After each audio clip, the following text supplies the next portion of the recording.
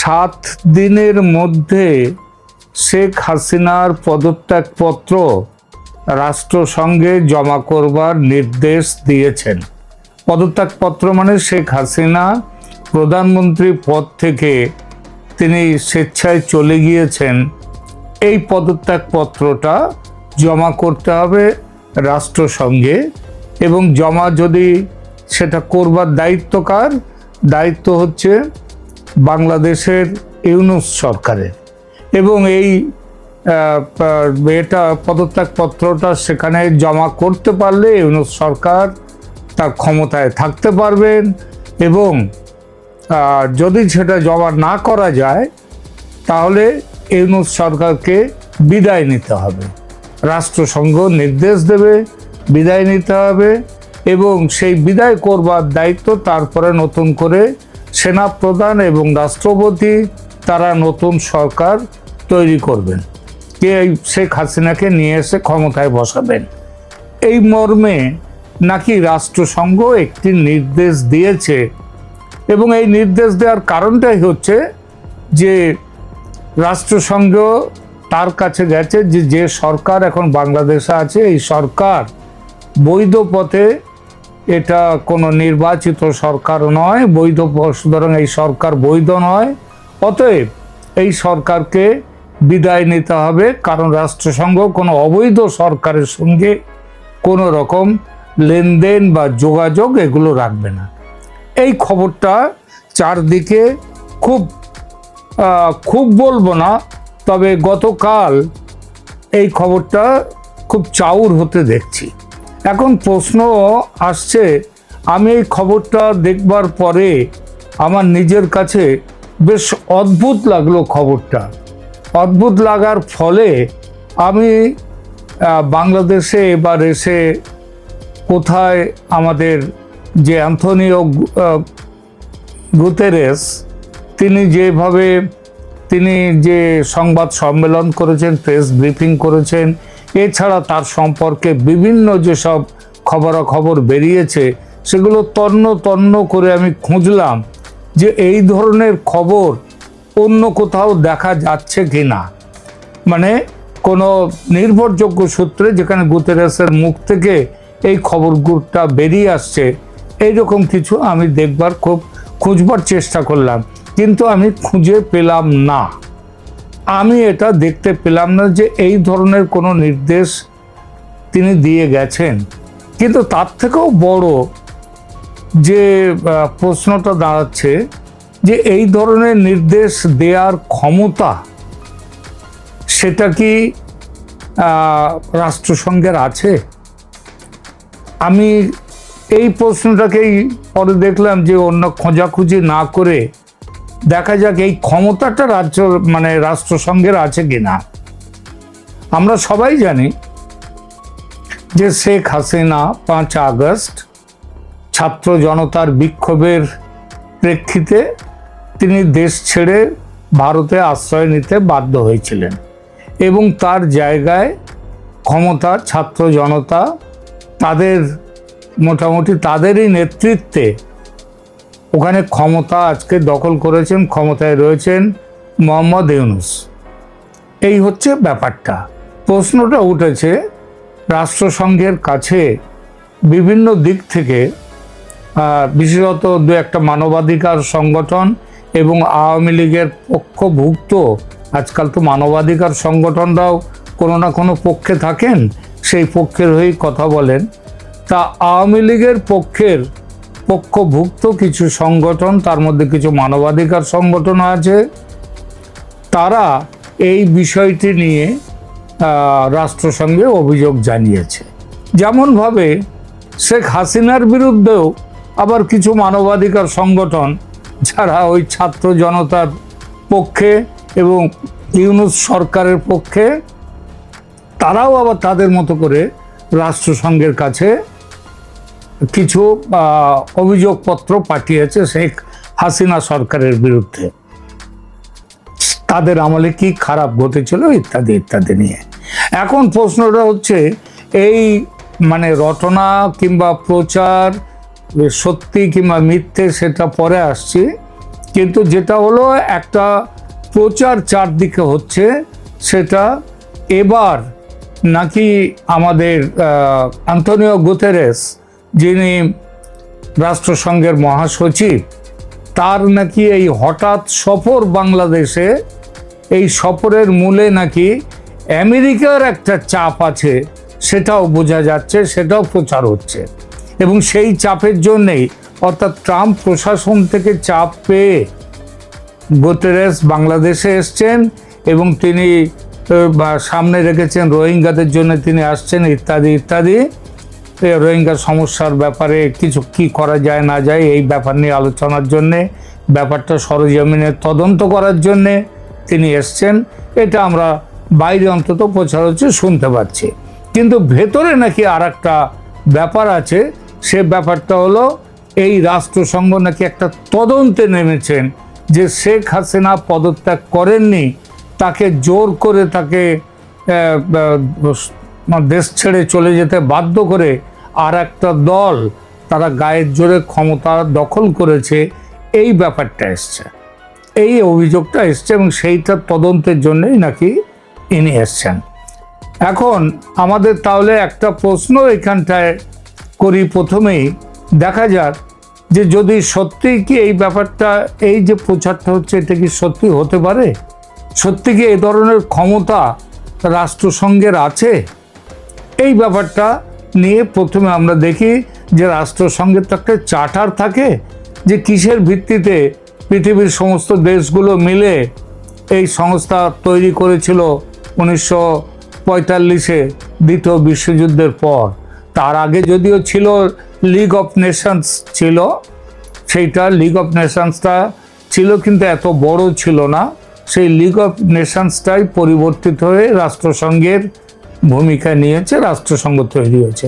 তাহলে প্রথমে দেখা যাক সত্যি সত্যি রাষ্ট্রসংঘের এই ধরনের ব্যবস্থা নেয়ার কোনো ক্ষমতা রাষ্ট্রসংঘের আছে কিনা, সেই ব্যাপারটা একটু আমরা দেখি। তাহলে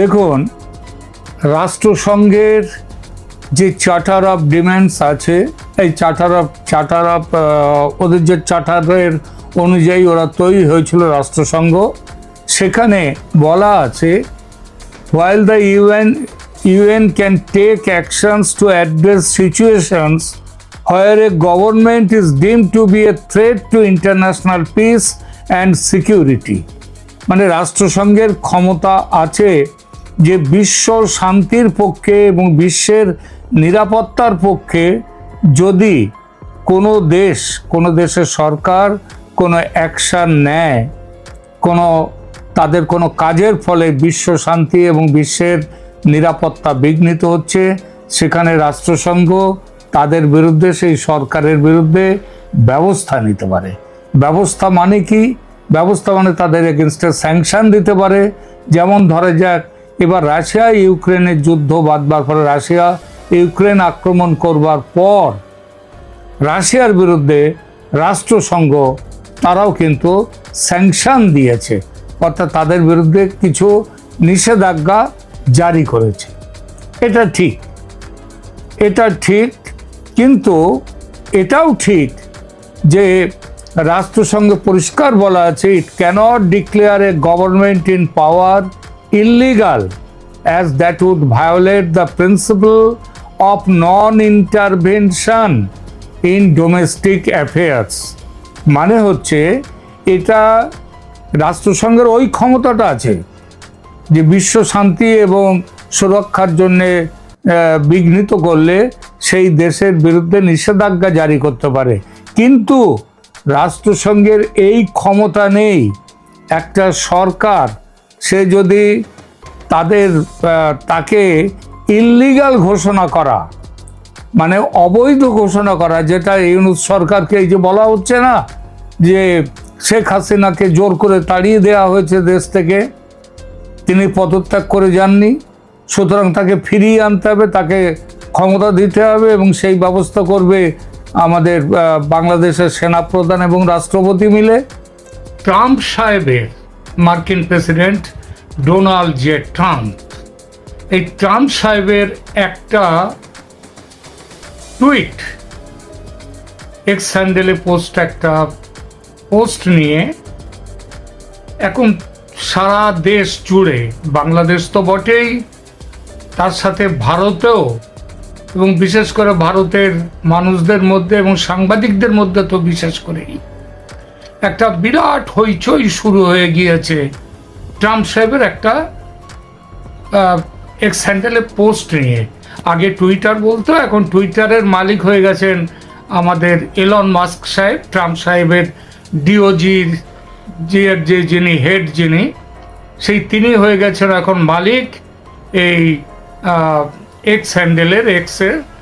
তো সেই জন্যেই আরও জিনিসটা হচ্ছে যে এইখানে ট্রাম্প সাহেব যে জিনিসটা একটা পোস্ট করেছেন, সেই পোস্টটা আপাতত একটা কোনো ইনস্ট্রাকশন নয়, নির্দেশ নয়, কিছুই নয়, যেন একটা স্টেটমেন্ট। এই স্টেটমেন্টটা অনেকটা ভক্ত সুলভও হতে পারে, মানে শেখ হাসিনার ভক্ত হয়ে গেছেন ট্রাম্প, সেই জন্য তিনি এমন কথাটা বলতে পারেন, একটা ওই হিসেবে হতে পারে। আর একটা হতে পারে তিনি শেখ হাসিনা ফিরে যাওয়ার ব্যাপারে তিনি সমর্থন আছে তার, সেই সমর্থন তো আমরা অগোছালোভাবে, খুব গোছালোভাবে না শুনলেও অগোছালোভাবে অনেকদিন ধরেই শুনে আসছি যে ট্রাম্প সাহেব তিনি শেখ হাসিনার দিকে তার কিছুটা সুদৃষ্টি আছে, সুনজর আছে, সেই জন্যই হতে পারে। কিন্তু কথাটা হলো কি, কথাটা পোস্ট আগে মানে তিনি যে শেয়ারটি করেছেন, যে পোস্টটি ওখানে দিয়েছেন, সেইটি নিয়ে একটু বলি। সেখানে তিনি বলেছেন Sheikh Hasina coming back as Bangladesh PM. Sheikh Hasina বাংলাদেশের প্রধানমন্ত্রী হিসেবে তিনি আসছেন বাংলাদেশে, ফিরছেন বাংলাদেশে। আচ্ছা, এই বক্তব্যটার মধ্যে কি কোনো ট্রাম্প সাহেবের নির্দেশ আপনারা দেখতে পেলেন? আমি তো দেখতে পাইনি যে এর মধ্যে ট্রাম্প সাহেবের কোনো নির্দেশ আছে। আমার শুধু মনে হলো এটা একটা জাস্ট স্টেটমেন্ট। এখন এই স্টেটমেন্টটা ট্রাম্প সাহেব কেন দিতে গেলেন? দেয়ার কি এই মুহূর্তে হঠাৎ কোনো, এটা দিয়েছেন গত পরশু, মানে আমাদের হিসাবে গতকাল সকালের দিকে, ভোরবেলার দিকে তিনি এইটা দিয়েছেন। তো হঠাৎ তিনি এইটা কেন দিতে গেলেন?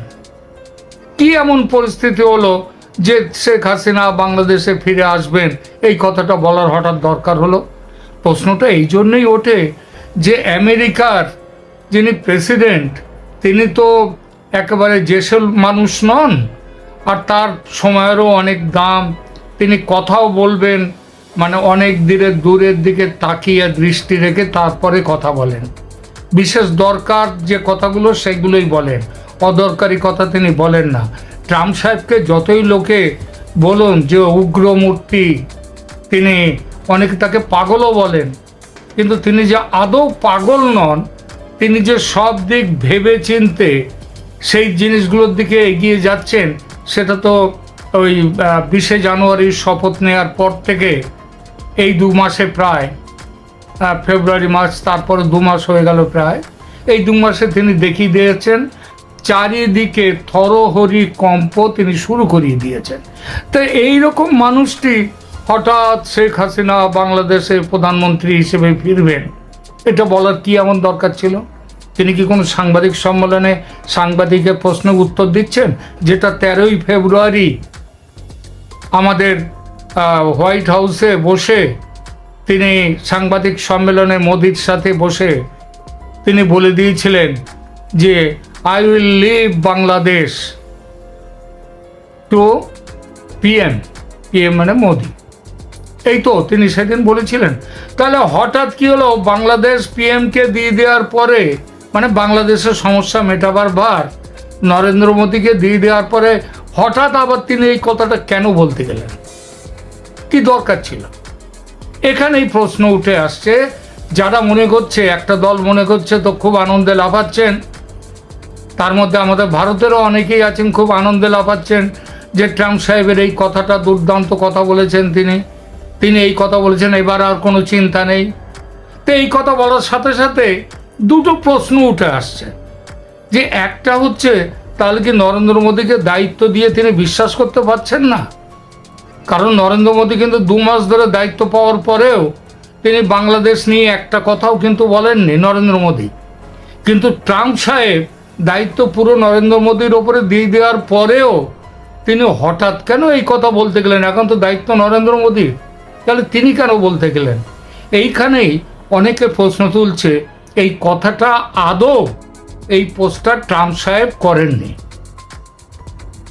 এটা একবার, আমি কিন্তু কিছু বলছি না, এইগুলো প্রশ্নগুলো কিন্তু উঠছে যে এটা আদৌ ট্রাম্প সাহেবের পোস্ট নয়, এবং ট্রাম্প সাহেবের টুইটার অ্যাকাউন্টও নয়, কিন্তু টুইটার মানে ওই যে এক্স হ্যান্ডেল,